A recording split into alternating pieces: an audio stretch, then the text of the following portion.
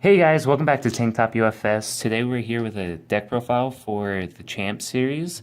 We're here with Tamron Cardwell, and who are you playing? Shoemaker. I saw somebody run this at Worlds last year. Shout out to AJ Murray, and he was running a really interesting card with the Flash variant. And I was like, you know what?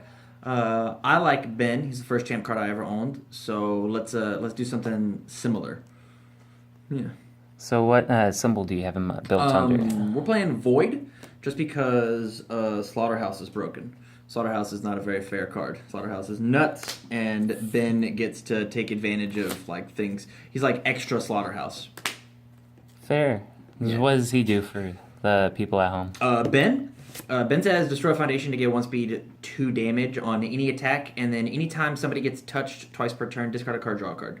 So it's gonna be very obvious that the response of the discard draw saves your life / lets you just be way more aggressive depending on the turn. He's a 7/18 though, so you really have to play absolutely perfectly in order to make the deck work. Okay, Yeah. so let's get into this thing. Right. So we got Ben. We in the middle. Yep. All right. So first attack that we're running, I believe we're running 20 attacks. Is Slaughterhouse. It's the launch card. Just imagine that every time that we do something, that it's got 1 speed 2 damage. Just because we probably build for 2 or 3 turns before we throw anything. So this is a 7 for 6. Everything else gets 2/2. I never block this card. You always keep it. You'd rather die than lose this card. This is the card that I wanted to abuse in the deck. Ben's a really interesting stretch kick deck. It's a 5, 6, 7, 8 with Slaughterhouse. I'm just going to put Slaughterhouse over here just to do extra math.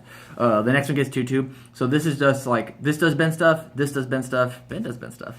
Very rarely does the deadlock happen. If you get in a deadlock, you're probably going to lose with this deck. And it also shares all 3 symbols with Ben. So. It does share all 3 symbols with Ben. That's something that I didn't remember until just now. Next, the bread and butter. We're actually playing a throw engine. So we play 4 stunner, 4 sliding.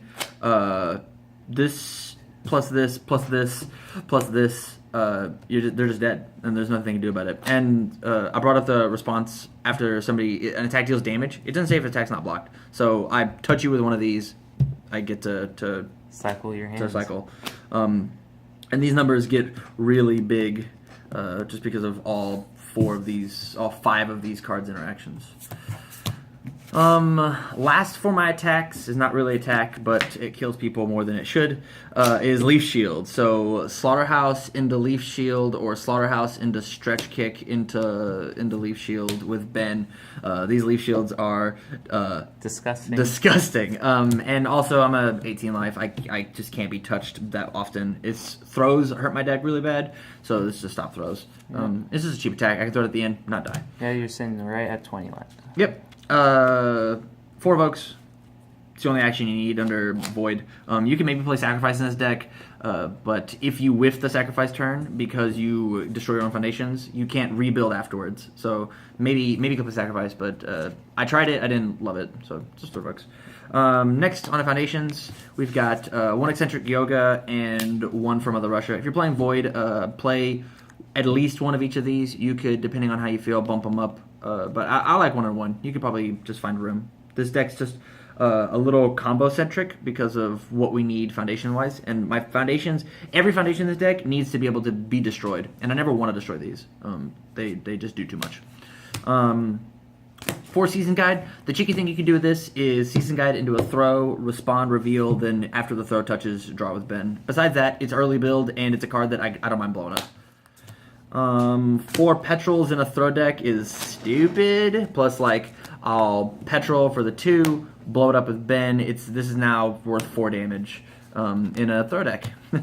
Killing Dinosaurs says that they have to think about blocking. In my throw deck, that is hard / they don't want to block in. So this is 2 damage, and then the next one, Ben blows it up for another 2. So this is also just 4 damage.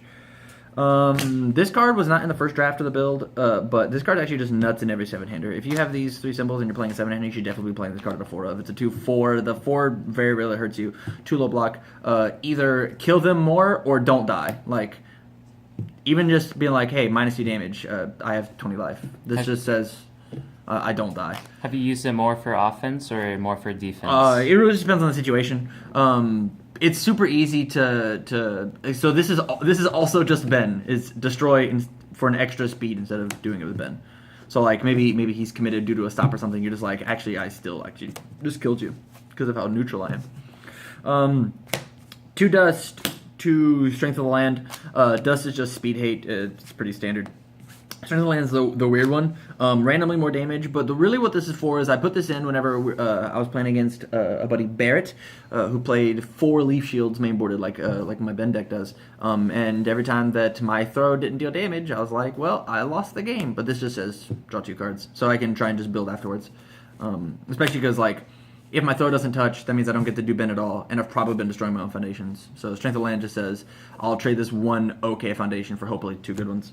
Onto the spam /DR, 4/8K, 4 mortal. These says my throws are really good. These says my throws are really good, and I don't die. This is mainly used for defense more than offense, because I can also immortal and then blow it up with Ben, or even 8K blow it up with Ben, and then the floating still happens. So the spam's all pretty gnarly. Next, the meme for design flaws. I love this card. I think this card is really good. The 2 low block, I think it's fantastic. And randomly stunning your opponent by flipping and committing, stunning them either on your turn, their turn, whatever. It's good. People play with face down foundations. So even when you block with it, they still commit one? Yeah, even when you block with it. So like it just turns their turn off because like I can't do anything on your turn. So you need to end your turn as quickly as possible. And then the last card of the deck is 2 Racing Rivals. This is just because I run throws, I need my foundations to be ready, and sometimes you check a 5 when you need a 3, and it actually was a 4. You can check a 3 when you need 5? What did I say? You said check a 5 when you need a 3. Yeah, that's the whole deck.